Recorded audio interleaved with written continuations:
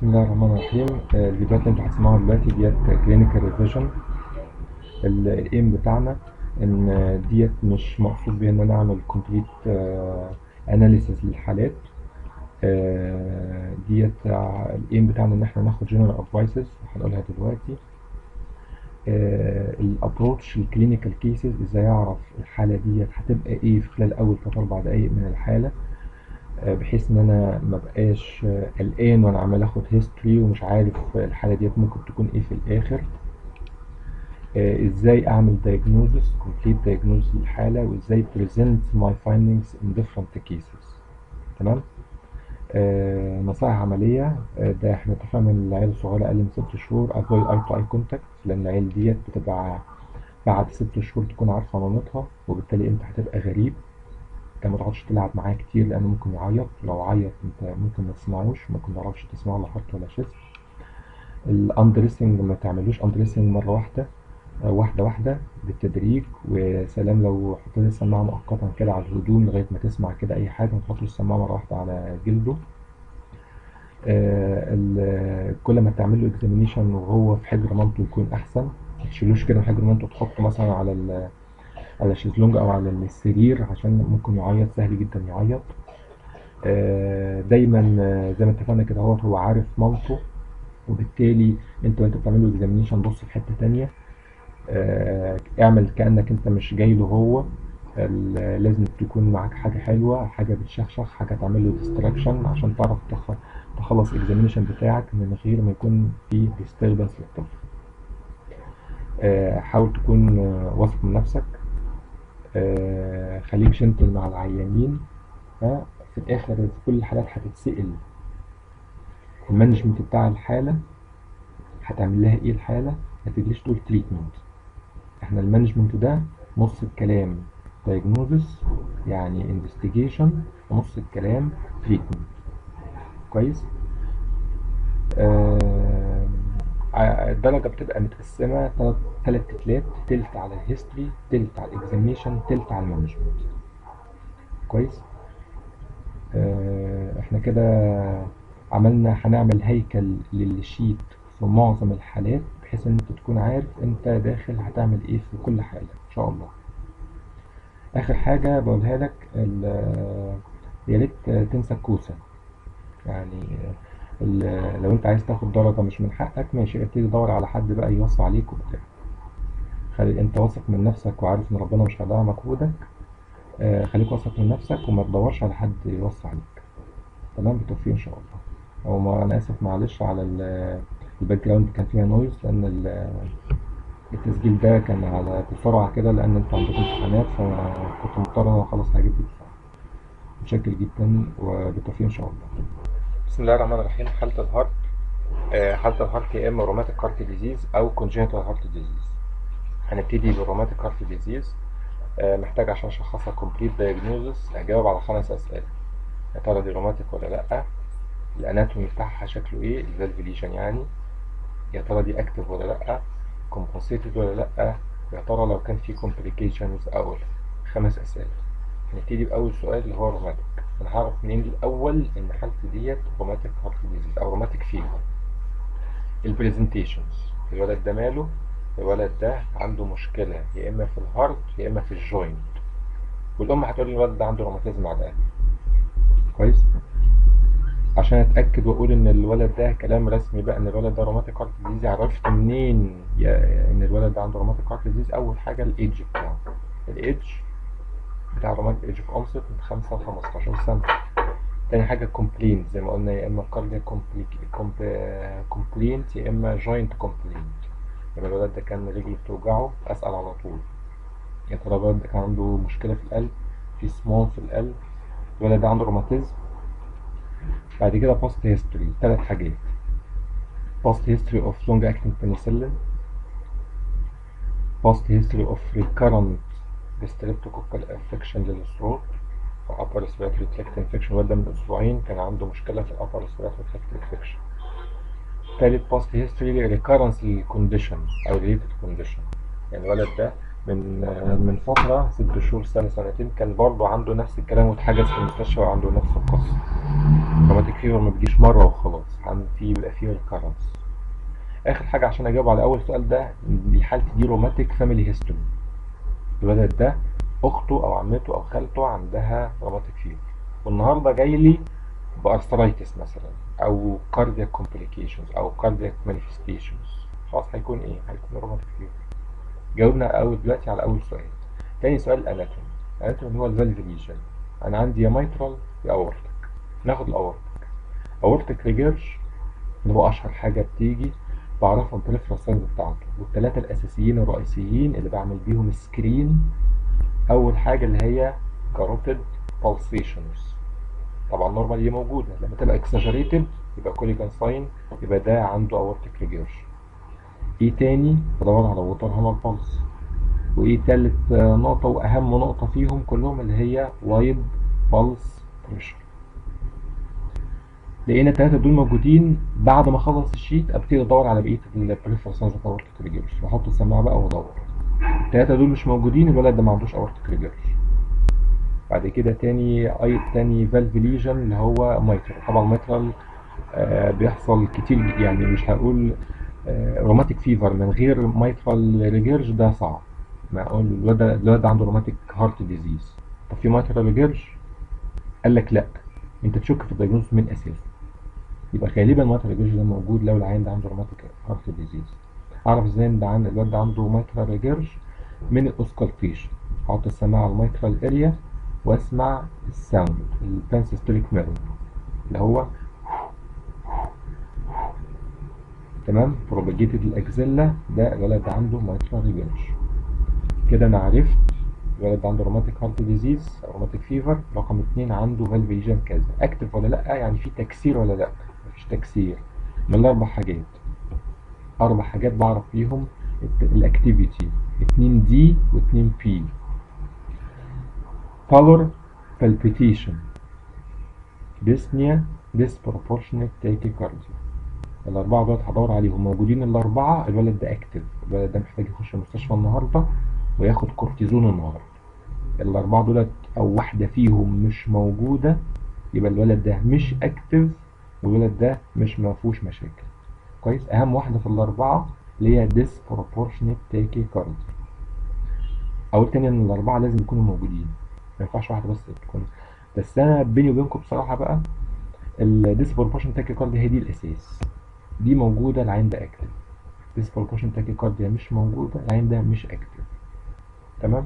في الكتاب مكتوب دولت الماست signs of carditis must because they must be present in every case. 2 على مستوى الهيستوري اللي هم palpitation وديسنيا، و2 على مستوى البالبيتيشن وديسنيا، و2 على مستوى الساينز اللي هي pallor وديسبروبورشن تاكيكارديا. طيب بعد كده السؤال الرابع اللي هو الكومبنسيشن. الكومبنسيشن يعني في هارت فيلير ولا مفيش هارت فيلير؟ هارت فيلير ولا مفيش هارت فيلير؟ هارت فيلير هعرفه من الترياد العادي اللي هو congested pulsating neck veins, enlarged tender liver, edema lower limbs. congested neck veins معروف ان انا لازم هنيم العيان 45 درجة وادور عليه، وادور على العيان راسه centralized lateral sternomastoid. طيب ايه كمان؟ بدور على الكونجستد ليفر او تندر ليفر واديما ليفر. واحدة او اكتر من الثلاثة دولت يبقى العين ده دي كومبنسيتد، العين ده عنده هارت فيلير. تمام. اخر حاجة كومبليكيشنز، 5 كومبليكيشنز هدور عليهم واحد ورا التاني. اول حاجة recurrent chest infection. ببساطة العين ده عمال يكح، عمال persistent كف كده قدامي، يبقى الواد ده عنده chest infection. طيب ايه كمان؟ تاني حاجة جروس فيلير. هعرفها منين؟ الانثروبومتريك ميجرمنتس اللي هي مش متوقعة بصراحة. مش متوقع الاقي واحد عنده جروس فيلير من الروماتيك هارت ديزيز، ممكن بس يعني من نادر. يبقى هشوف وزنه وطول، شوف وزنه وطوله اخباره ايه. تمام. يبقى عرفت ان ده عنده جروس فيلير. رقم 3 اريزميا، برضه مشوفهاش كتير. ليه؟ هعرفها ازاي؟ ان انا اشوف او انا حاطط ايدي على البلس اشوف ريجولار ولا ايريجولار. رابع حاجة infective endocarditis والcomplications. انفكتيف اندوكاردايتس اللي جت في الامتحان ديت فيها هدور على توكسيك مانيفستيشنز، كوتينيوس مانيفستيشنز، وممكن ادور على سبلينوميجالي او كمان ممكن ادور على بيل كلابينج. برضه رير، صعب ان تيجي حاله فيها انفكتيف اندوكاردايتس في الاكزام. اخر حاجه ودي مهمه ومشهوره بتيجي كتير بالمونري هايبرتنشن. بالمونري هايبرتنشن ككومبليكيشن من روماتيك هارت ديزيز بيبقى بريزنتد بأوسكالتاتري فايندنجز، يعني الواد ده هلاقي عليه السكند ساوند عالي بيطرق بمقارنة بالأورتيك اريا. كويس. ولو حطيت ايديا اتأكد حطيت ايديا في البلمونري اريا ممكن احس ان في pulsation في البلمونري اريا، وده complicated pulmonary hypertension. انا كده حطيت الخمس اسئله قدامي وجاوبت على كل سؤال واحد ورا التاني وقلت الكومبليكيشنز كلهم. تمام كده. انا ممكن اقول بقى اكزامبل حالتك ايه في الاخر. اقول بقى الحاله كلها مجمعه. It's a case of rheumatic heart disease. ده اول سؤال. mitral regurg active compensated complicated بكذا. تمام. ما حدش يجي يقول لي حالتك ايه، يقول لي حالتي روماتيك فيفر. تمام. طيب الحالة far more common than these cases اللي هي حالات الكونجينيتال دي. طبعا هي دي الحالات الكتيرة دلوقتي. حالات الكونجينيتال يا اما ساينوتيك يا اما اساينوتيك. الاساينوتيك برضو اكتر. اساينوتيك. طبعا العيال اللي بقى بتبقى ايه، العيال اللي هتبقى عشان تسمع ولد صغير عنده كونجينيتال هارت ديزيز محتاج انك ايه، مش لازم مش كل العيال هتبقى عمالة تضحك لك كده ومستنياك تسمعها. فانت محتاج انك ايه، تجيب حاجة بتشخشخ، حاجة بتعمل له ديستراكشن بتاع وتبقى جنتل على قد ما تقدر يعني. حالات الاساينوتيك اللي هي بريزنتد اكتر حاجة اللي هي في اس دي هنعرفه ازاي بالاتي. اولا ازاي تشك ان حالتك اساسا كونجنتال هارت، ان الولد جاي بشيست انفكشن. جاي بشيست انفكشن يو ماست اكسكلود الهارت. واتفقنا عشان تعمل اكسكلوجن الهارت اول حاجه هتعملها انك هتجري تحط الولد ده بريزنتد بكحه وسخونيه وشيست ترابل وتزييق وبتاع. انسى الكلام ده كله. حط السماعه على البريكورديوم، اسمع على الباراسترنال اريا، يا ترى في ميرمر ولا مفيش ميرمر. في ميرمر تحط الاربع اسئله اللي قدامك دول فتبتدي تجاوب عليهم. كيس اوف كونجنتال هارت ديزيز، يا ترى ده اساينوتيك ولا ساينوتيك، الاناتومي بتاعه اخباره ايه، كومبنسيتد ولا لا، وايه هي الكومبليكيشنز. تمام. الكومبلينت بتاعه زي ما اتفقنا ده بيبقى شيست ترابل. اجري اعمل اكسكلوجن للهارت انك هتحط السماعه على البريكورديوم وتدور على الميرمر اللي هو بتاع الايه بانسيستوليك ميرمر. تمام. ما تنساش بالمره ان اي حاله شيست لازم تعمل اكسكلوجن للريكتس، طبعا مش بالاكس راي، واد راسه كبيره وبتاع ومتاخر في الحركه، وكمان الداون بالفيتشرز بتاعته. طيب الولد ده حطيت السماعه ولقيت ان الولد ده فعلا في ميرمر بس قفشت. حالتي كونجنتال هارت ديزيز. ابتدي لازم طالما حالتي كونجنتال كلمه كونجنتال لازم اخد بيرينيتال هيستوري. ده مهم جدا طالما كونجنتال. كويس. خدت البرينيتال هيستوري بالتفصيل، بدور على الام كانت بتاخد دواء، الام سخنت، كان في انفكشن وطب، وابتدي اجاوب على اول سؤال.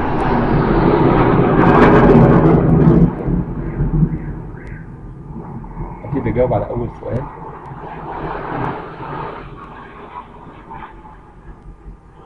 اللي هو الكونجنتال هارت ديزيز. حالتي كونجنتال هارت ديزيز عرفت منين؟ من الايدج بتاع الولد، الايدج بتاعه صغير. الكومبلينت بتاع الولد غالبا بيبقى بيجي لي بشيست كومبلينت، فممكن يكون تكبني ومش عارف يخلص الرضعه ومش عارف يرضع كويس. لازم اخد البرينيتال هيستوري عشان اعرف السبب اللي ممكن يكون موجود، وفي الاخر حطيت الاوسكالتيشن عشان اسمع الميرمر. يبقى الواد ده كونجنتال هارت ديزيز. الفن بقى انك تقول لي الكونجنتال هارت ديزيز ده عباره عن ايه. اللي عليك هو الفي اس دي. الفي اس دي اللي هو بانسيستوليك ميرمر مسموع على الباراسترنال اريا بكاركتر معينه وبروباجيتد بطريقه معينه. ده الاناتومي.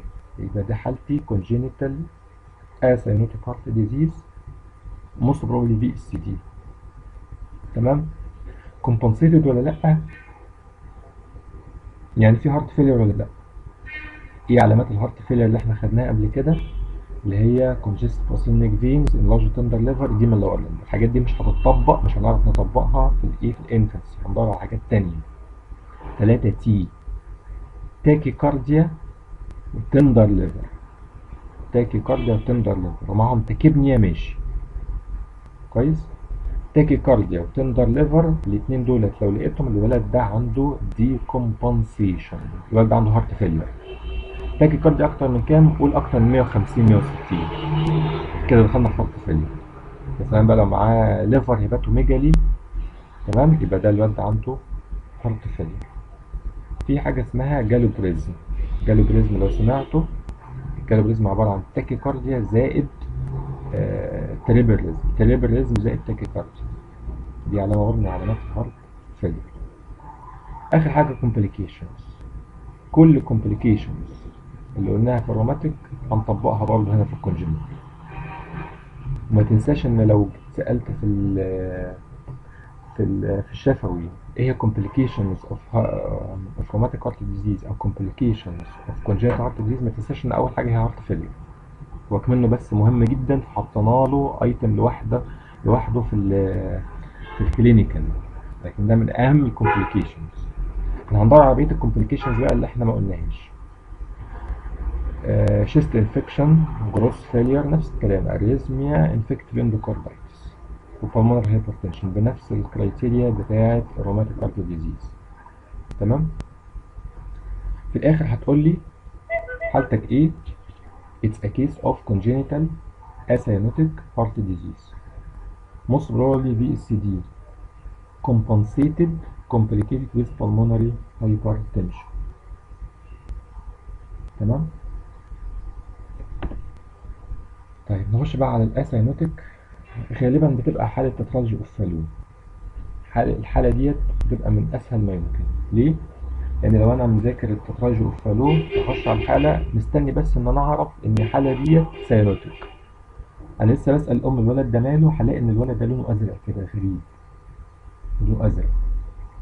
هسأل الام الولد ده ماله، هتقول لك بيزرق، مش هتقول لك حاجة تانية، هتقول لك بيزرق. وانا لو انا شاكك اقول الولد ده بيزرق يا حاجة، هتقول لك اه خلاص الولد ده كونجيتال ساينوتيك هارت ديزيز. عشان اعرف ان ده ساينوزيس فعلا هدور على الطنج. طب انا شاكك كده الواد ده احتمال ما يكونش ساينوتيك قوي، الواد ده ساينوتيك نص ونص. اتاكد ازاي؟ امسك ايده، انا لسه في اول دقيقه، امسك ايده ادور على الكلابنج. في كلابنج الولد ده كونجينيتال ساينوتيك هارت ديزيز خلص. تمام. طالما كونجينيتال يبقى انا محتاج اخد بيرينيتال هيستوري مهم جدا. يبقى هاخد البيرينيتال هيستوري. خدت البيرينيتال هيستوري ابتدي ادور على الجنرال اكزامينيشن. الجنرال اكزامينيشن في العيال ديت مش هلاقي الا 3 حاجات. العيال ديت ما فيهاش الا 3 حاجات. اول حاجه كلابنج لسه قايلين، تاني حاجه ساينوزس ونوعه سنترال، تالت حاجه ممكن الاقي جروس ريتارديشن او جروس فيلير نتيجه البرزيستنت ساينوزس. 3. هنخش على اللوكال اكزامينيشن للهارت. لوكال اكزامينيشن الحالات ديت inspection palpation percussion، بدور على chamber enlargement. chamber enlargement في حالات التترالجي اوف فالو اللي هي right ventricle. الرايت ventricle بيبقى very mild enlargement و very mild clinical manifestations، وبالتالي غالبا مش هشوف حاجة في الانسبكشن والبالبيشن والبركشن. اخر حاجة auscultation. auscultation في حالات الفالو تترالجي لازم امشي سيستماتيك. هقول الفيرست هارت ساوند مفيهوش حاجة نورمال. السكند هارت ساوند هيبقى ويك pulmonary component او هقول سنجل، لان البلمونري كومبوننت ضعيف قوي لدرجة ان انا مش سامعه. بعد كده اخش على الادد ساوند مفيش. اخر حاجة الميرمر. الميرمر اللي موجود ميرمر اوف pulmonary stenosis، يعني هلاقي فيه ejection systolic murmur. مكانه فين؟ على البلمونري اريا. واقول حالتك ايه في الاخر؟ it's a case of congenital cyanotic heart disease most probably tetralogy of Fallot compensated. العيال دي ما بيجيلهاش دي compensation. compensated complicated with مثلا gross failure. تمام. بسم الله الرحمن الرحيم. هنبتدي نتكلم عن حالات الشيست. حالات الشيست بتمثل نسبة كبيرة من الحالات اللي ممكن نشوفها في سواء في الامتحان أو في الحياة العامة. هنقول الأول شوية تعريفات كده بسيطة عشان نعرف حالة الشيست. respiratory distress. إيه هو respiratory distress؟ ده عبارة عن 4 جريدز: tachypnea، contractions، grunting، cyanosis. الأربعة دول بيجوا sequential ورا بعض. لو لقينا واحد من الأربعة، العيان ده عنده serious lower respiratory problem.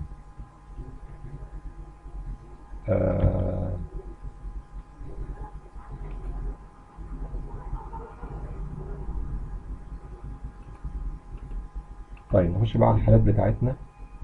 الحالة بتاعتنا حالة الشيست. لو عيان جاي لي بيقول لي ان في مشكلة في الشيست، الام بتقول ان الواد ده بيسخن وبيكح، في اي مشاكل ريليتد للشيست، بيزيق بقى، بيخنفر، في نهجان whatever. قبل ما اقول ان دي حالتي حالة شيست لازم اعمل اكسكلوجن 3 حاجات: هارت، ريكتس، سي ان اس، خاصة داون سندروم. ليه؟ لان التلاتة دولت بيبقى presented with chest complaint. common mistake ان احنا بنشوف طفل عنده chest problem واكمل ان هو عنده chest problem وعالج ان هو عنده chest problem، ويكون في الاخر الولد ده عنده congenital heart disease او عنده rickets. هو already عنده chest problem بس المين picture بتاعته او المين كوز او الاندرلاين كوز كان chest، كان other system other than chest. طيب احنا هنعمل زي exclusion للهارت، ان انا هحط السماعة على الشيست واشوف البريكول ده مخباره ايه، يا ترى فيه سيستوليك ميرمر ولا لا. في اول دقيقة لازم احط السماعة في اي عيان عنده شيست بروبلم، لازم احط العين على البريكورديوم، اسمع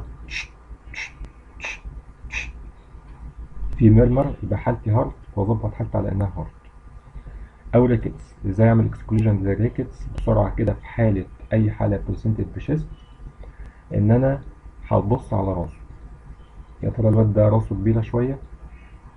طيب يا ترى الولد ده متأخر شوية في الحركة؟ هسأل الأم الولد ده عنده قد إيه؟ طب بيعرف يقعد ولا لأ؟ طب بيمشي ولا لأ؟ بيقف ولا لأ؟ كده أنا عرفت إن حالتي ممكن تكون ريكتس وأكمل إنها ريكتس. لأ دي مش ريكتس وخلاص، كده عملت اكسكلوجن للريكتس. آخر حاجة داون سندروم. يا ترى الفيتشرز بتاعت الولد ده تنفع تبقى داون سندروم ولا ما تنفعش؟ لازم أبص على وش الولد، مفيش معنى إن أنا أبص على السين انكريز. كده أنا عملت اكسكلوجن لثلاث حاجات. كده معنى كده ان انا هخش على حالة الشيست وانا متأكد ان دي حالة بيور شيست. ايه الحالات بقى اللي بشوفها؟ acute bronchiolitis، ودي اكتر حاجة هنشوفها من الموسم بتاعها. برونكيال ازمة، برونكو نمونيا، لوبر نمونيا. لوبر نمونيا دي اقل حاجة ممكن نشوفها. الثلاثة الاولانيين دولت بيشتركوا في حاجة، ان فيهم برونكيال افكشن. برونكيال افكشن. اللوبر نمونيا ما فيهاش برونكيال افكشن. طالما في برونكيال افكشن ده معناه ان في برونكوسباز، سواء بقى من ايتيما او سبازم او whatever، المهم هيكون في برونكو كونستريكشن. برونكو كونستريكشن ده هيخلي العيان يكون فيه ويز. عشان كده انا دايما اول حاجه هشوفها بقى بعد ما اتاكدت ان حالتي بيور شيست، يا ترى العيان ده عنده ويز ولا ما عندوش ويز. هسال الام يا ترى الواد ده بيزيق ولا ما بيزيقش. طيب طب هتقول لي هحط ايدي على صدره، في تزييق ولا مفيش تزييق؟ هحط السماعة، أنا لسه في أول 3 4 5 دقايق، هحط السماعة يا ترى في رونكاي ولا مفيش رونكاي؟ وهسأل الأم سؤال دايركت، يا ترى الولد ده بياخد جلسات استنشاق ولا ما بياخدش؟ كده أنا عرفت إن حالتي حالة من التلاتة، يا أكيوت برونكولايتس يا أزمة يا برونكو نمونيا. ناخد الأكيوت برونكولايتس. الأكيوت برونكولايتس بنعرفها بسرعة كده من الإيدج بتاعها، من 2 ل 2، من شهرين لسنتين. الايدج بتاع العيان ده هيقول لي ان ده اكيوت برونكيولايتس مع التزييق. كويس، يبقى هقول لي بقى في الاخر كده انا عرفت حالتي خلاص. It's a case of wheezy chest for investigation, most probably acute bronchiolitis. طيب ده الاكزامبل بتاعنا. الازمه. هعرفها ازاي؟ بكلمة واحدة: recurrence، سواء في الولد، سواء في البيشنت أو في العيلة في الفاميلي. recurrence في الفاميلي في الولد إنه تكرر عليه القصة ديت أكتر من مرتين، 3 أو أكتر، يعني التالتة تبدأ. يبقى سؤال دايركت كده: الولد ده كان بيزايق قبل كده كم مرة؟ طبعا حالات الأزمة بتبدأ تيجي 10-20 مرة وتزيد. أو ريكارنس في الفم، بس مش شرط شيست، ممكن يكون أتوبي في الآي، في النوز، في السكين. أي أتوبي هيقول لي إن ينفع الولد ده يكون عنده أزمة. طبعا الولد ده مش هيكون مكتوب عليه أكيد برونكولايتس، هو مكتوب عليه أكيد برونكال أزمة، بس أنا بقول إن ده ينفع يبقى أزمة لأن عنده ريكارنس، ده ينفع يبقى أكيد برونكولايتس لأن الإيدج بتاعه كذا ومفهوش ريكارنس. تمام؟ طيب في نقطة تانية أحيانا بيتسأل فيها: طب حالة الأزمة دي إبيسوتيك ولا فريكوينتلي إبيسوتيك؟ إبيسوتيك يعني بتيجي مرة أو أقل في الشهر، كل شهر مرة، أو أقل كل شهرين مرة. لكن أكتر من مرة في الشهر ده فريكوينتلي إبيسوتيك. حاجة تانية complications. يا ترى إيه الكومبليكيشنز المشهورة للأزمة؟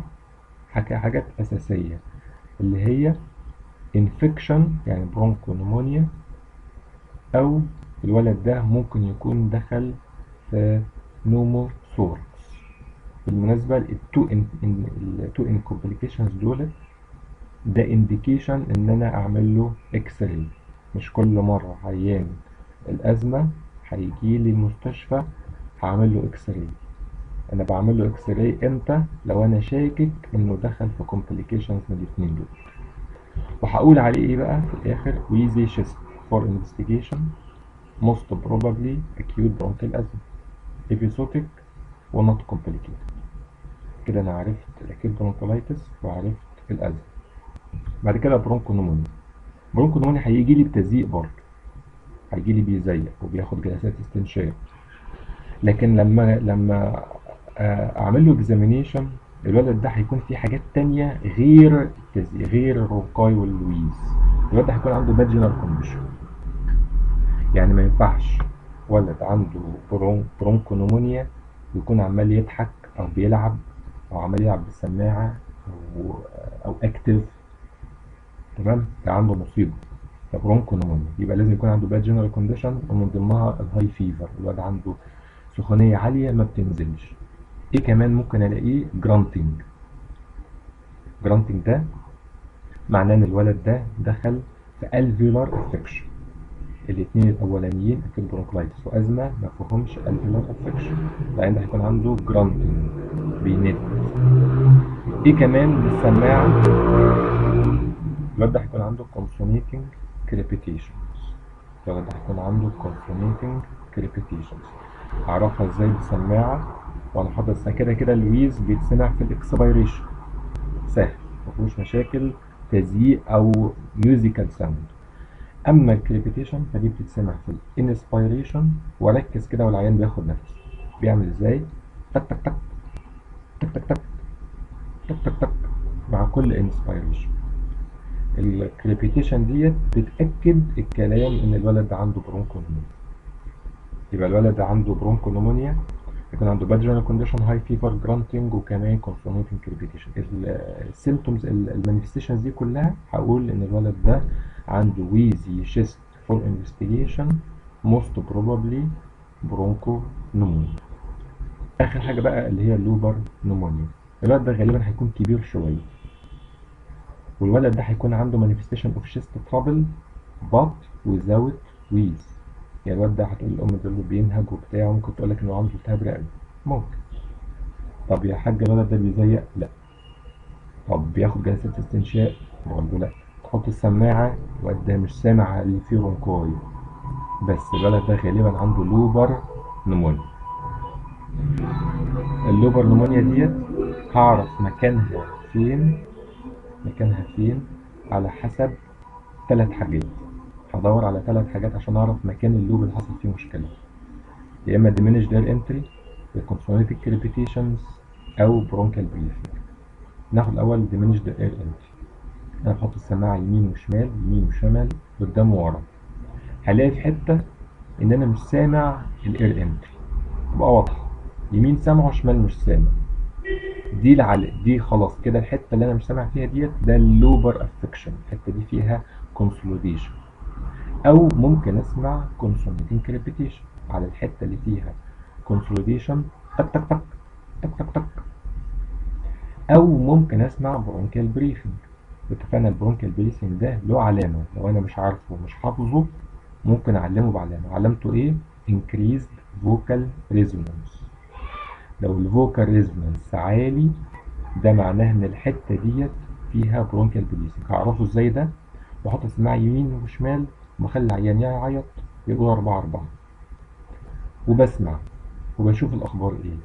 في الحتة اللي فيها البرونكيال بريفنج بحس العيان مسك ميكروفون في ودني، مسك ميكروفون في ودني، بحس ان صوته عالي جدا في الحتة دي. اغير السماعة وادي الناحية التانية، الولد ده بيعيط بس عادي. في الحتة اللي فيها مشكلة صوته عالي جدا، يبقى تحط صوته اللي عالي ده فيها برونكيال بريفنج، فيها فوكال ريزونانس عالي، وبالتالي دي علامة البرونكيال بريسنج. دي الحتة اللي فيها الكونسوليديشن. لقيت واحدة أو أكتر من التلاتة دولت يبقى هي ديت اللوبر افكشن. اللوبر افكشن ده لقيته قدام يبقى ده عنده upper لوبر نمونيا، لقيته ورا يبقى ده عنده lower لوبر نمونيا، لقيته يمين يبقى يمين، شمال يبقى شمال. يعني لو لقيت القصة ديت ورا ويمين يبقى الولد ده عنده رايت lower لوبر نمونيا. تمام؟ وده اكزامبل ليه. بسم الله الرحمن الرحيم. حالة الديارية. الحالات ديت مشهورة جدا وكتيرة ومكانها موجود في وحدة الإسهال الجفاف الموجودة تحت الدم. الحالة ديت بتبقى ستريت فورورد، بس لازم تكون فاكر ان حالات الريكتس بتبقى بريزنتد بديارية. بمعنى ان اي حالة ديارية قبل ما تكمل الحالة على اساس انها ديارية you must exclude الريكتس. ازاي؟ زي ما قلنا قبل كده في الشيست، الولد شكل راسه كبيرة او فيها بوسنج، وايديك وانت بتبص على راسه ايديك على طول على الانتيرو فوتانيل، يا ترى ده شكله واسع ولا ايه؟ بعد كده سؤال سريع للأم، يا ترى الولد ده متأخر في القعاد والمشي والحركة بالنسبة لسنه، بس الولد ده ينفع يبقى ريكتس. دور على بقية المانيفستيشنز بتاعة الريكتس. تمام؟ ما ينفعش يبقى ريكتس، خلاص يبقى الولد ده مش ريكتس ونكمل إنها حالة دايرية. تمام؟ طيب عملنا اكسكلوجن للريكتس، نجري ندور على الدايتاتيك هيستوري. مهم جدا ناخد دايتاتيك هيستوري بالتفصيل في حالة دايرية، لأنه ممكن يكون السبب ببساطة، السبب في حالة الدايرية. ازاي؟ ممكن اوفر فيدنج او اندر فيدنج، او الولد ده ما بياكلش كويس وعنده مان نيوتريشن، وبالتالي مان نيوتريشن هتدخله في ايه؟ في دايرية. العينين دول بيكون عندهم اكيوت انفانتايل دايرية. اكيوت لانها اقل من 14 يوم، الأونست بتاعها بقاله أقل من 14 يوم. انفانتايل لأن معظم البيشنتس اللي بيجولنا بيكون في سن سنة، تقريبا سنة. ليه كان مسموها أكيد انفانتايل دايريا؟ لأن معظم الكومبليكيشن بتبقى في الفترة دي، انفانتايل بيريود. كويس؟ يعني صعب تلاقي مثلا ولد عنده 4-5 سنين وعنده دايريا يعني ومحبوس، مش متوقع يكون عنده كومبليكيشن. بعد كده لازم تدور على manifestations of dehydration من فوق لتحت، وطبعا لازم تفتكر التلاتة ستار ساينز، لأن على حسب التلاتة ستار ساينز دولت موجودين أو مش موجودين على حسب هتقسم الديارية للنو dehydration، some dehydration، وسيفير dehydration. ايه هما التلاتة ستار ساينز؟ اللي هما thirst sensation، بيرضع كويس أو بيشرب عادي. رقم 2 يبقى الولد ما عندوش حاجة. رقم 2 ملهوف، كلمة ملهوف دي دخل في صم ديهيدريشن على طول، أو مش قادر يشرب أو مش قادر يرضع، يبقى ده جريد 3 اللي هو سيفير ديهيدريشن. دي رقم 1 اللي هو الثيرست. رقم 2 جنرال كونديشن، ولد صاحي اليرت فايق بصله يبصلك، ده عادي، ده مفيهوش حاجة. رقم 2 irritable، يبقى irritability ديت تمشي مع الصم ديهيدريشن. رقم 3 اللي هو سيفير ديهيدريشن، حالته بتبقى مزرية، بيبقى ليثارجيك، نايمان على نفسه كده. 2. رقم 3 سكين بنش. سكين بنش يا ترى ده نورمال بيرجع بسرعة، سكين الاستيستي بتتأخر شوية ولا بتتأخر قوي؟ ده برضه هيقول لي يديني فكرة عن سكين الاستيستي. 3 ستار ساينز بحكم بيهم يا ترى العيان ده صم ديهيدريشن ولا سيفير ديهيدريشن او نو ديهيدريشن. ممكن الحالة تكون عندها نو ديهيدريشن مش مشاكل اقول. بقية الساينز بقى حاجات سبورتد. الانتيريو فونتانيلا اخباره ايه، الاي اخبارها ايه، التيرز، التانج وهكذا. تمام.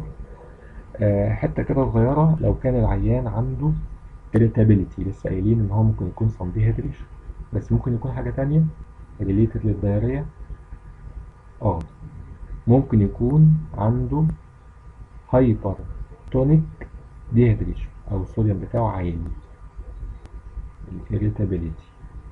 تمام. طيب بعد ما شفت المانيفستيشن اوف ديهيدريشن بتدور على الكومبليكيشنز. كومبليكيشنز او طبعا اول كومبليكيشن هي ديهيدريشن قلناها. طب ايه تاني كومبليكيشنز بتدور عليها؟ هتتسأل طب ايه يا ترى في كومبليكيشنز ايه تاني للدايرية؟ هتكون عارف ان ممكن يكون في دي اي سي، وهتلاقي فيه بوتاش كده من السبكوتينيوس هيموريج او سايد بتاع الكانيوليشن، هتلاقي فيه في كايموزس. ممكن يكون فيه هايبر او هايبوناتريميا، نقولها سريعا كده. الصوديوم ده ولد صايع، يعني بيقعد بره البيت، بيقعد بره الخلية. اللي بيقعد بره الخلية ده لو زاد كتير قوي، لو زاد قوي ودخل في هايبرناتريميا هيعمل لي 3 حاجات على مستوى الجنرال كونديشن. irritability، عمال يخبط بقى ويرزع ويعمل irritability، ولا صايع irritability.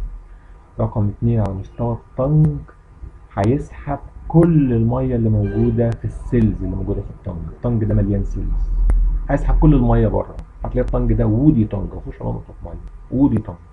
هيودي المية فين؟ في الاكسترا سيلولار سبيس اللي هي سكين بنش. هتلاقي السكين بنش بتاعه دوي سكين بنش، مش واضح قوي الديهيدريشن فيه. يبقى الطريات ده بتاع الهايبر ناتريميا. عكسهم الهايبوناتريميا. هايبوناتريميا الصوديوم قليل، يعني العيان ده ممكن يكون ليثارجيك.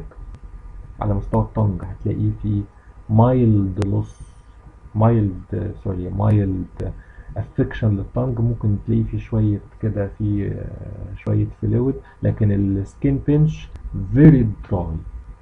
السكين بنش هيكون في سيفير لوس اوف سكين الاستيستي في الايه، في الهايبوناتريميك ديهيدريشن. كده الصوديوم.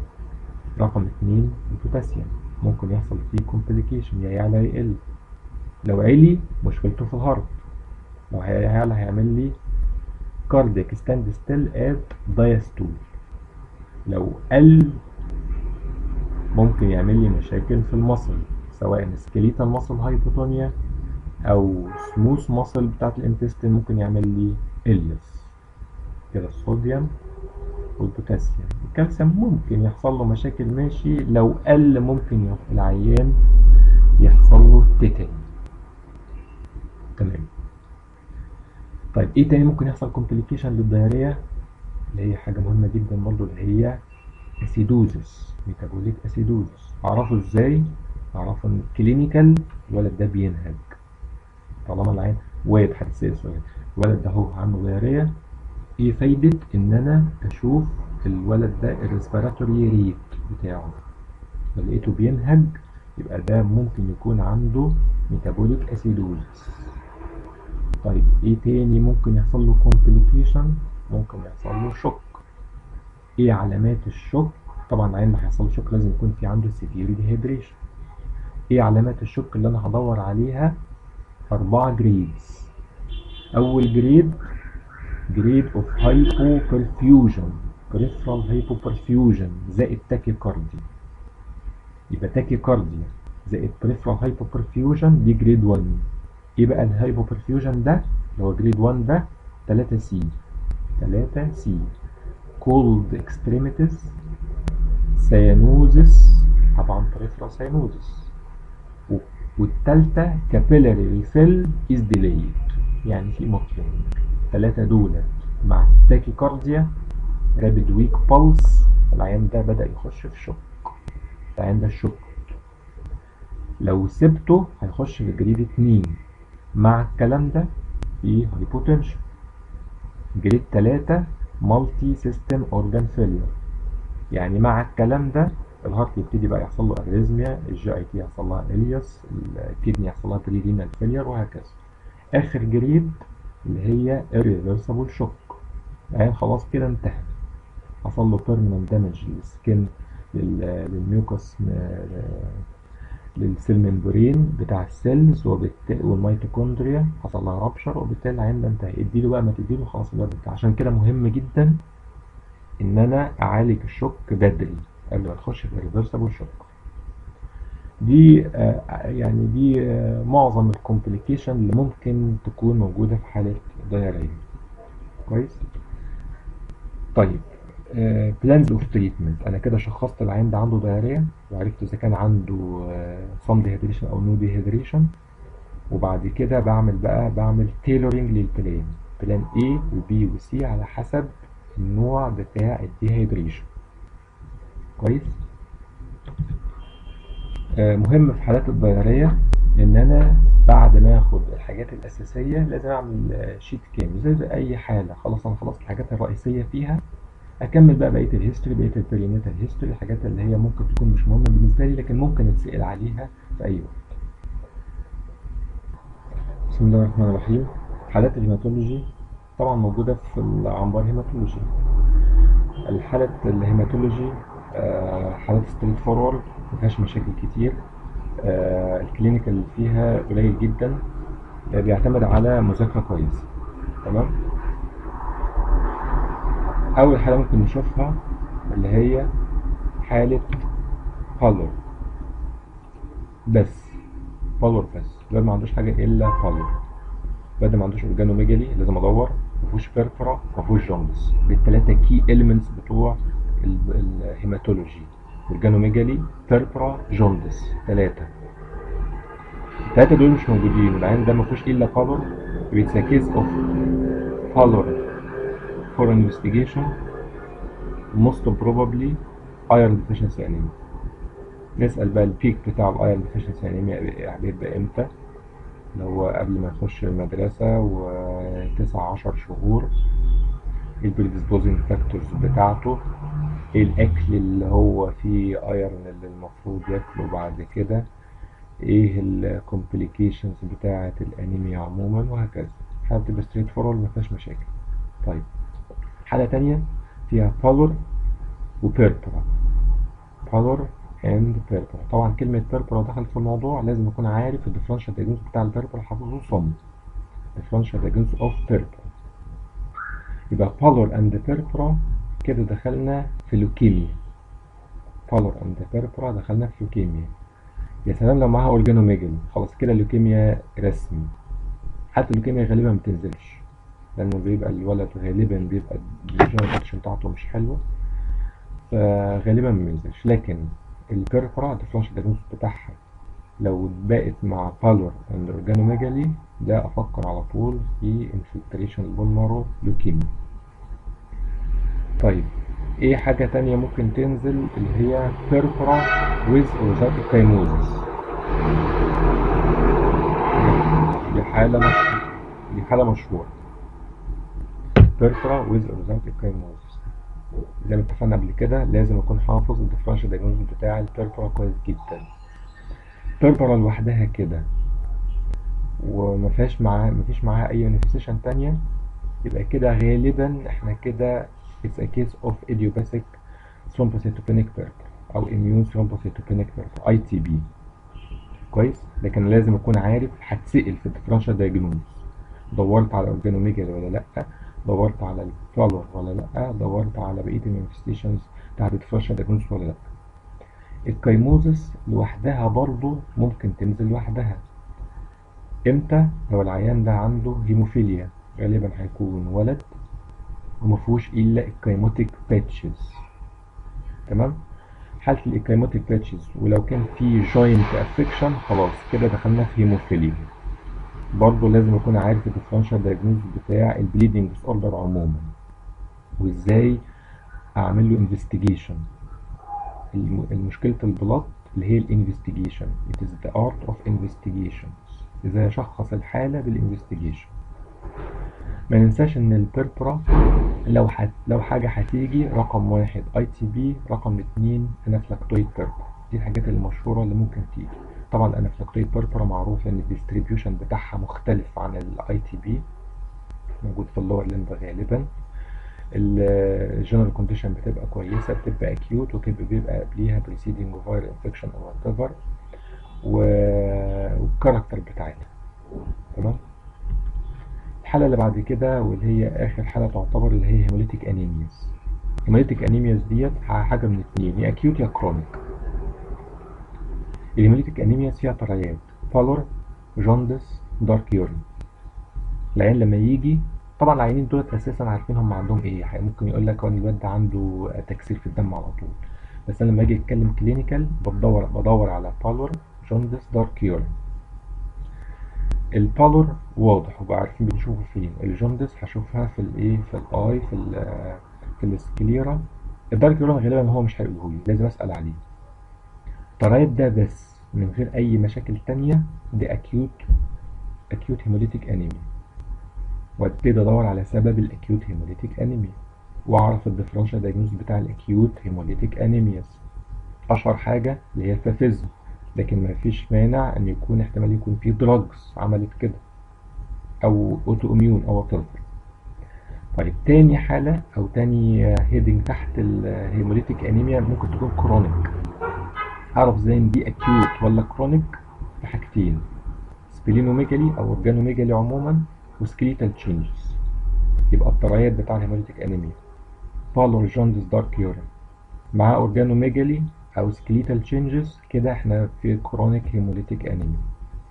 ولازم اعرف الكرونيك الطريات بتاع الديفرنشال دايجنوز بتاع الهيموليتيك كرونيك هيموليتيك انيمياز. طبعا على رأسهم الثلاسيميا، ومنساش ان السيكل ممكن تنزل. السيكل هيكون فيها نفس الكلام بس ما فيهاش سبلينوميجالي بس، وفيها زيادة بون بين جاية، ممكن يبقى بريزنتد ببوني بين، بس هيكون فيها نفس المانيفستيشنز. تمام. هندخل على حالة تانية اللي هي edema for investigation. بسم الله الرحمن الرحيم. حالة الريكتس. الحالات دي بتبقى حالات مستخبية شوية، لو انا ما دورتش عملت اكتف مانوفرز عشان ادور عليها ممكن معرفهاش. عشان كده حالات الريكتس لما بتيجي مش هتقول انا عندي ريكتس، انا هدور على الكومن بريزنتيشن بتاع الريكتس. ايه الكومن بريزنتيشن بتاع الريكتس؟ شيست انفكشن او دايريا. وبالتالي هنقولها لثالث مرة، لو في اي حاله chest infection you must exclude rickets. نفس الكلام بالنسبه للدايريه. حالات الدايريه الاول دور الحاله دي تنفع ريكتس ولا ما تنفعش. الريكتس ببساطه شديده بسرعه جدا لازم ابص على راس الواد، ويا ترى راسه كبيره شويه وفيها بوسنج وايديا على الانتيرو سنتينيل واسع شويه. طيب السؤال اللي بعد كده مباشره للام، يا ترى الولد ده متأخر شوية في المايلستونز بتاعته، الموتور مايلستونز، القعاد والمشي وهكذا بالنسبة لسنه، ده ينفع ريكتس؟ أكمل وأدور على بقية المانيفستيشنز بتاعت الريكتس؟ ما ينفعش أخلص. تمام؟ طيب الكلام ده لازم هيكون معاه ديليد مايلستونز ولارج هيد زي ما اتفقنا، ديت اللي أنا بحاول أعمل بيها اكسكلوجن لحالة الريكتس. لو لقيت الكلام ده هبتدي أدور على الأذر مانيفستيشنز بتاعت الريكتس، أقيس بقى الهيد سيركمفرنس براحتي، واشوف البوسنج واشوف الروزاريز واشوف المارفان ساين، وادور على بقيه المانيفستيشن، كل المانيفستيشن بتاعت الريكس والبوت بيلي ابدومين وهكذا. تمام. بعد كده انا عرفت ان حاله الريكس هدور على الكوز بتاعي غالبا فيتامين دي ديفيشنسي، يعني ادور على النيوتريشنال هيستوري، اسال كويس عن النيوتريشنال هيستوري. الحاجه اللي لازم اكون عارف الحاجات اللي فيها فيتامين دي ريتش ان فيتامين دي، الاكل اللي فيه ريتش ان فيتامين دي، ولازم اكون عارف انواع اللبن والالبان واللبن اللي بيبقى ريتش ان فيتامين دي. طبعا كلنا عارفين ان الهيومن ميلك is not enough for children above 6 months فيتامين دي. نفس الكلام الكاو والبافالو ميلك، الناس اللي ماشيه على الكلام ده اكيد هيجي لها ريكتس بعد 6 شهور. طيب عرفنا الكوز اللي هو غالبا فيتامين دي ديفيشنسي، وعرفت السبب من ان انا قعدت اتكلم في موضوع الاكل. بعد كده ادور على الكومبليكيشنز. الكومبليكيشنز بتاعت الريكتس هي اللي البرزنتيشنز بتاعته chest انفكشن او دايريا. تمام. ممكن يكون في other complications بس رير شويه، ادور عليها واحفظها. لو اتكلم لما يقول لي حالتك ايه في الاخر، هقول حالتي it's a case of vitamin D deficiency rickets with bronchopneumonia مثلا، او with acute gastroenteritis، او it's a case of vitamin D deficiency rickets وخلاص uncomplicated. تمام. بعد كده حالة المرازمس بسرعة برضو. ايه اللي هيخليني افكر ان الحالة ديت برضو مرازمس؟ برضو chest infection او ديارية. اي حالة chest infection او ديارية لازم اسأل نفسي سؤال، الحالة دي تنفع بروتين انرجي مان نيوتريشن؟ طبعا على رأسهم الريكتس لسه قايلين. لكن كمان اللي هيخليني افكر ان احتمال تكون الحالة دي مرازمس ان الواد ده شكله قليل، شكله قلة كده، واد صغير قوي، مفعوص كده وجلد على عظم. اللو بودي بيلت ده يخليني افكر ان احتمال الواد ده يكون مرازمس. فلو هو مرازمس او انا شاكك ان هو مرازمس، على طول اجري اعمل الجروس بارامترز. الواد ده وزنه كام؟ طب طوله كام؟ طب وزنه كام؟ عرفت الجروس بارامترز. من الجروس بارامترز الواد ده مرازمس، اتاكد من الكونستانت ساينز. خلاص عرفت ان الولد ده مرازمس من الكونستانت ساينز بتاعته، كده انا عرفت ان العيل ده مرازمس، وابتدي اعمل الشيت على انه اتس ا كيس اوف مرازمك تشايلد. تمام. بعد كده ادور على الكوز اللي هو يا اما نيوتريشنال يا اما سكندري لاورجانيك ديزيز. غالبا هيكون نيوتريشنال، بس ادور برضو على اورجانيك هارت ديزيز، كونجينيتال هارت ديزيز مثلا، كونجينيتال رينال فيلير، قصدي كرونيك رينال فيلير، الواد ده بيتعالج من حاجه مزمنه وهكذا.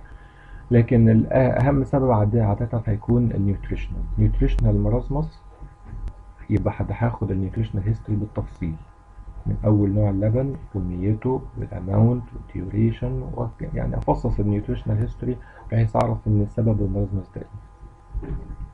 بعد كده ادور على الكومبليكيشنز اللي هي برضه هتبقى البريزنتنج فيتشرز، هي شيست انفكشن او دايريا. ده اساسا الواد ده عنده ريكارنت جاسترونترايتس، الواد ده عنده ريكارنت شيست انفكشن. بقول في الاخر حالتك ايه؟ اتس ا كيس اوف بروتين انرجي مان نيوتريشن، مرازمس، والتايب بتاعها انه بقى نيوتريشنال مثلا، وكومبليكيتد ويز مثلا جاسترونترايتس. تمام. شكرا. بسم الله الرحمن الرحيم. نتكلم بقى على حالة النيورو. حالة النيورو من الحالات القليلة شوية في الامتحان. هنحاول على قد ما نقدر نسهلها. هما حالتين، يا إما حالة الداون سندروم يا إما حالة السيريبرال بولسي. هنبتدي بالداون سندروم. الداون سندروم اللي هي الترايسومي 21 ده بيتعرف من بعيد كده من شكله بيبقى مميز، لازم يكون عارف شكله كويس. تمام. داون سندروم بيبقى بريزنتد بشيست ترابل غالبا.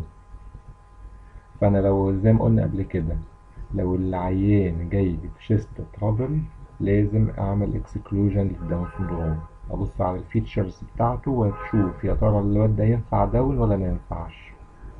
تمام. طيب امتى اقول ان الولد ده عنده داون سندروم؟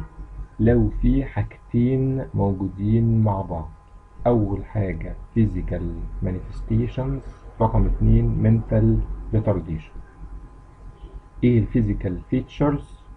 كلنا حافظينها، من اول عينه اللي هي سلانتنج وفيها بيكانسس فولد والديبريزنزال بريدج، والماوس بيبقى شكله كذا، والطنج بيبقى شكله كذا، والهيد.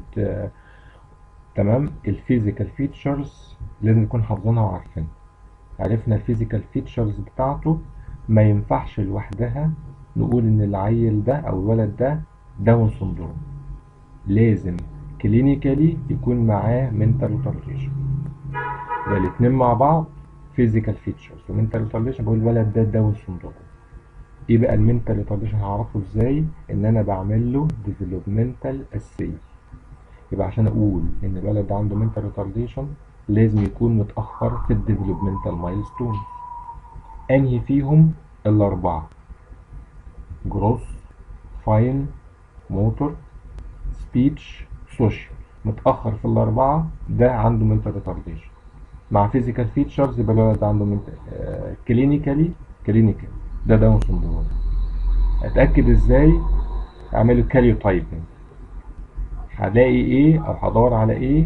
اكسترا كروموزوم رقم 21. تمام. طيب التايبس بتاعت الداون سندروم: نون ديسجنكشن اللي يمثل اكتر من 95% من الحالات، ترانسلوكيشن، وموزايك 4. كويس. هعرفهم من بعض ازاي كلينيكال. رقم واحد، هقول العيان ده نون ديسجنكشن until proved otherwise. ليه؟ لانه ده موست كومن.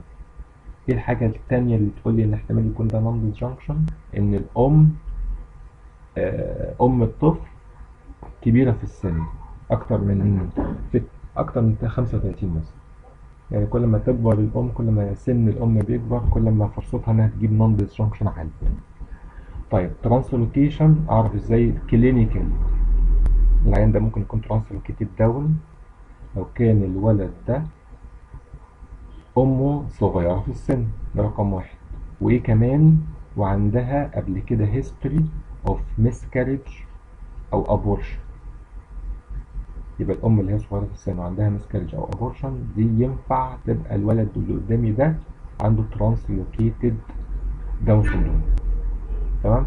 الموزايك فورم ده هعرفه ازاي؟ ان هو mild form of down syndrome. mild، الفيتشرز بتاعته mild، المنتال ريتارديشن mild.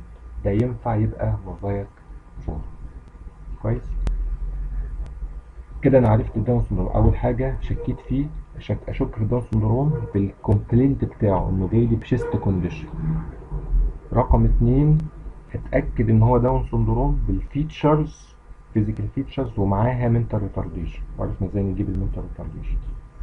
كويس. وعرفنا التايب بوسيبل تايب اوف. ممكن تسال طب ايه البوسيبل تايب كلينيكال قبل ما اعمل كاريوتايبنج. طب ايه الاسئله المشهوره اللي انا هسالها ممكن اسالها في حاله الداون سندروم؟ ايه هي cardiac complications of Down syndrome؟ The most common complication is cardiac. The most common cardiac complication مش الفي اس دي زي ما الناس بتقول. لا، the most common اللي هو endocardial cushion defect او AV canal. طب ايه هي الهيماتولوجيكال كومبليكيشن؟ اشهر واحده اللي هي لوكيميا. طب ليه نعمل سي بي سي في واحد عنده داون سندروم؟ برضه عشان اللوكيميا. طب ايه في مانداتوري انفستيجيشن ممكن تتعمل؟ اللي هي ايكو كارديوجرافي. لازم يتعمل في كل الحالات. حتى لو يا دكتور لو انت مش سامع حاجه على الهارت، حتى لو انا مش سامع حاجه على الهارت برضه لازم اعمل ايكو، لان الاي في كانال ده بيكون عنده لارج في اس اي دي ما بيتسمعش كويس. طب ايه هي النيورولوجيكال كومبليكيشن؟ اشهر واحد اللي هو اتلانتو اكسيال سبلكسيشن. طب الريكرنس بتاعت الداون ده سؤال مشهور في حالات الداون. هتقول لي الام يا ترى ممكن تجيب واحد تاني ولا لا؟ هو مبدئيا كده انت مش من حقك انك تقول للام انها تجيب او ما تجيبش، هي براحتها. لكن هي لو هي بتسأل يا ترى يا دكتور انفع اجيب واحد تاني يكون نورمال ولا اللي جاي لازم هيكون داون؟ هتقول لها والله على حسب الكاريوتايبنج وعلى حسب التايب. لو كان نون ديسجنكشن ده هيعتمد على السن حضرتك. كل ما زاد السن كل ما زادت فرصة انه يجيب داون سندروم. الترانسلوكيشن على حسب مين الترانسلوكيشن، يا ترى الام ولا الاب؟ لان وانا بعمل كاريوتايبنج بعمل للطفل، عرفت ان هو ترانسلوكيتد بعمل للاب وللام. لو لقيت ان الام هي اللي ترانسلوكيتد يبقى ده معناها ان 15 تقريبا 15% من العيال اللي جايه هتبقى داون سندروم. اما لو الاب هو اللي كان ترانسلوكيتد معنى ان 3 ل 5% بس من العيال اللي جايه ممكن تكون داون سندروم. اخر حاجه الموزايك فورم على حسب نسبه الموزايك فورم اللي موجوده. يبقى ديت الاسئله اللي ممكن اسالها في واحد عنده داون سندروم. طيب ناخد حالة السيريبرال بولسي. السيريبرال بولسي ده عبارة عن حادثة. الحادثة ديت ليها مكان وزمان وشهود. المكان هو الموتور اريا، لازم يكون في مشكلة في الموتور اريا عشان اقول ان ده يكون داون سندروم. موتور ارياز بقى سواء السيريبيلم، البيزا جانجل، الموتور ارياز نفسها اللي هي اريا 4 و6، لازم يكون في مشكلة في الموتور سيستم اللي في البرين. طب ده المكان. طب الزمان، لازم الحادثة دي تحصل في وقت معين. ايه هو الوقت المعين ده؟ اللي هو رابid برين جروث، اللي هو انترايتراين يعني فيتال بيريود، وشورتلي افتر بيرث يعني اول سنتين مثلا بعد الولادة. الفترة دي لو حصل حادثة في الموتور ارياز، ده معناه ان الولد ده ممكن يخش في السيريبرال بولس. الحادثة دي ليها شهود، يعني ممكن واحد شاف الحادثة ديت، ممكن شاف الحادثة يعني ممكن يحصل فيها مشكلة. واحد سمع عن الحادثة، الإير ممكن يحصل فيها ديفنس. واحدة شافت الحادثة وجالها كونفولجن، ودي ايه الاسوشيشنز، شهود. يبقى الاي، الاير، الكونفولجن. واحد شافت الحادثة وجالها منتال ريتارديشن، او اخر حاجة اسمها سيريبرال سودو بالبر بولسي. سودو بالبر بولسي هنقوله كمان شوية. الخمسة اسوشيشنز دولت انا هدور عليهم واحدة ورا التانية كمان شوية. ديت مقدمة بس عن سيريبرال بولسي. تمام. الكاركتر بتاعت السيريبرال بولسي هتسألها يعني ايه سيريبرال بولسي، وده ابر موتور ولا لور موتور. ده طبعا ده ابر موتور نيورال، احنا اتفقنا ده مشكلة في السي ان اس. ده برايمري موتور، يعني لازم يكون في موتور افكشن. ممكن جنبه بقى العين، الودن، مش عارف، مش ممكن، لكن لازم يكون في موتور افكشن. نون بروجريسيف، هي حصلت وخلاص. نون كيورابل يعني نون كيورابل يعني مش هيحصل ان الولد ده يبقى كومبليتلي نورمال، لكن ممكن يتحسن بعد كده بالفيزيوثيرابي. ونون فيتال، غالبا مش فيتال لو نوت كومبليكيتد. طيب كلينيكال دايجنوز اوف سيريبرال بولسي، انت محتاج انك تدور على 6 ايتمز عشان تعمل كومبليت دايجنوز لحاله السيريبرال بولسي. اولا هتشك فيه ازاي؟ اولا منظر العيانين بتوع السيريبرال بولسي بيكون معروف، شكله كده معروف، شكله منتال ريتاردد وفي مشكله في الموتور فانكشن. هتلاقي الواد مقنفذ على روحه كده او وستد. حالات السيريبرال بولسي بيبقى ليها سبيشال كاركتر كده، بتعرف من بعيد. لو انت مش واخد بالك، غالبا العيانين دولت بيجوا بشيست ترابل برضه. ليه يعني بيجوا بشيست ترابل؟ لان العيان ده عنده موتور افكشن، يعني الولد ده مش عارف يكح كويس، وبالتالي هيكون عنده ستيزيس السكريشن، ممكن يجيله ريكورنس شيست انفكشن. العيان ده لو انا شفت ان هو عنده موتور افكشن او عنده شكله كده شكله ينفع يبقى سيريبرال بولسي، هدور على ال6 حاجات دول. ايه هم ال6 حاجات؟ اول حاجه ان ده سيريبرال بولسي، هيجيلي بشيست كومبلينت او موتور كومبلينت. الولد ده ما بيمشيش، عنده 3-4 سنين، ما بيمشيش، ما بيقعدش وما بيتحركش. التايب بتاع السيريبرال بولسي على حسب التون، هنقول الكلام ده كمان شويه. التون، يا ترى التون عالي ولا قليل، هايبرتونيا ولا هايبوتونيا. الديستريبيوشن واخد ايه، ايد ورجل ولا ايدين ورجليه ولا ايه. الايتيولوجي، لازم ندور على الكوز بتاع السيريبرال بولسي. هنا الكوز هنا بيبقى موجود في البيرينيتال بيريود، لازم اخد البيرينيتال هيستوري بالتفصيل في الحالات دي. الاسوشيشنز اللي هم الشهود، اللي هو 5: عينه، والاذن هي الهيرنج، وكونفولجن، ومنتال ريتارديشن، وسودو بالبر بولسي، واخيرا كومبليكيشنز هدور عليها ايه؟ 2 رئيسيين: شيست انفكشن، جروس فيلير. شيست انفكشن، جروس فيلير. تعال نشوف اول نقطه اللي هنتكلم فيها اللي هي التون، اللي هي هتقول لي نوع التايب بتاع السيريبرال بولسي. النوع يا اما هايبوتونيا. تعال نشوف هنعرف الهايبوتونيا ازاي. هايبوتونيا الولد من بعيد كده الولد فلوبي، اسمه فلوبي انفانت، يعني فروج ليج بوزيشن مثلا. تمام. وكمان الولد ده هتلاقيه ما بيتحركش، طول ما انت قاعد الولد ده ما بيتحركش. ممكن تعمل اكتف تيست تو دايجنوز هايبوتونيا. يا اما تعمل حاجه اسمها هيد لاج، تمسكه من ايده كده وتحاول ترفعه، هتلاقي راسه وقعت ورا. المفروض بيحصل هيد سبورت عند 3 شهور. المفروض بعد 3 شهور وانت بتشده هتلاقي راسه طلعت مع الجسم. لا، ده هتلاقي راسه وقعت ورا. او حاجه اسمها فنترال سسبنشن. الفنترال سسبنشن ده هتلاقي الواد ده عامل زي الورقه كده نايمه على ايدك، ملوش تون. او تمسك ايده وتعمل باسيف فليكشن واكستنشن، كده انت عرفت ان الولد عنده هايبوتونيا. او ممكن يكون العيان عنده هايبرتونيا. من بعيد كده هتلاقي الولد ده عنده ايه؟ عنده فليكشن اتيتيود كويس من بعيد. او ممكن يكون عنده سيزورنج، رجليه داخله على بعض. تتاكد انك تعمل باسيف فليكشن واكستنشن. ممكن تشيله من تحت باطه كده وترفعه، هتلاقي رجله دخلت في بعض، عملت مقص، عملت سيزورنج. بالنوع بتاع الولد ده بتاع سيريبرال بولسي ده هايبرتونيك سيريبرال بولسي، وده اشهر نوع بالمناسبه. طيب رقم 3 كده قلنا سيريبرال بولسي، قلنا التايب ديستريبيوشن على حسب بقى هو واخد ايه. مونوبليجيا يعني لمب واحده، هيميبليجيا وان سايد، بارابليجيا تو لور لمبس، كوادريبليجيا ودي اللي اكتر حاجه بنشوفها، كوادريبليجيا 2 فوق 2 تحت. في حاجه اسمها دايبليجيا 2 فوق 2 تحت، بس اللي تحت اكتر، اللي تحت متاخدين اكتر، فيهم مور هايبوتونيا او مور هايبرتونيا. دبل هيميبليجيا 2 فوق 2 تحت، بس اللي فوق اكتر. تمام. طيب السؤال رقم 4 associations اللي هم الشهود. mental retardation.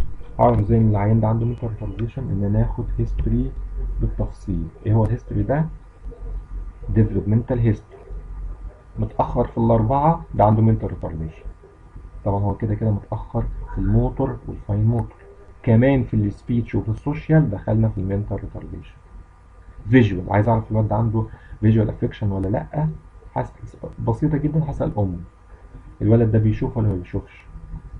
دي رقم واحد. رقم 2 اديله حاجة مزغللة، سلسلة مفاتيح مثلا من غير ما شخشخ، او كيس او حاجة لونها احمر، او حاجة بتعمل ديستراكشن، وحطها قدامه وحركها من غير ما تعمل صوت. يا ترى بيشوف بيعمل فولو ولا ما بيعملش فولو.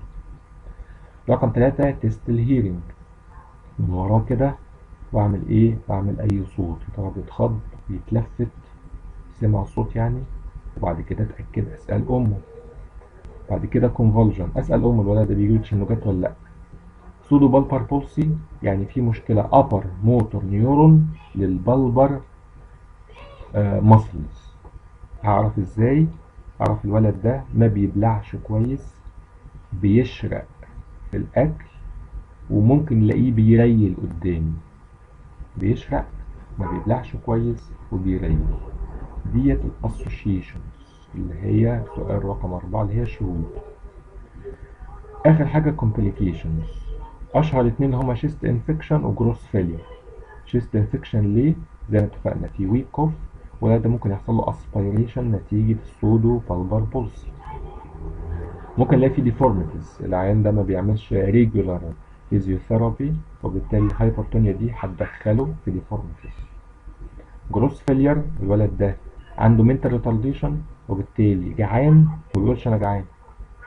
الولد ده عنده هايبر ميتابوليك ستيت. الولد ده عنده ريكورنت شيست انفكشن، وبالتالي عنده دايما الكاتابوليزم عالي. اخر حاجه ممكن يحصل له اكسيدنتس نتيجه الموتور ديسفانكشن اللي عنده، يقع بقى من فوق حاجه، يتعور، بيعدي الشارع، مش عارف ايه، عنده منتال ريتارديشن، يحصل له اكسيدنت وهكذا.